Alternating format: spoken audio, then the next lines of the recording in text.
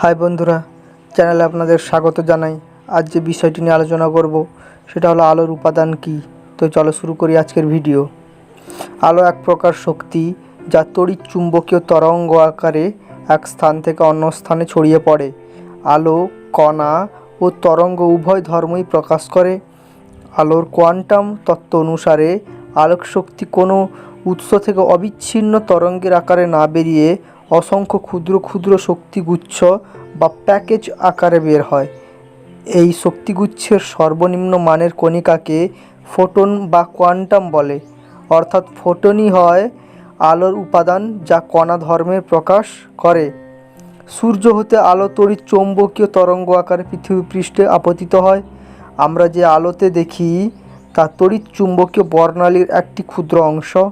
মূলত বর্ণালীর অবলোহিত দৃশ্যমান ও অতিবেগুনি রশ্মি সূর্য থেকে পৃথিবী পৃষ্ঠে আপতিত হয়। এই ভিডিওতে আজ আমরা আলোর উপাদান সম্পর্কে কিছুটা অবগত হলাম।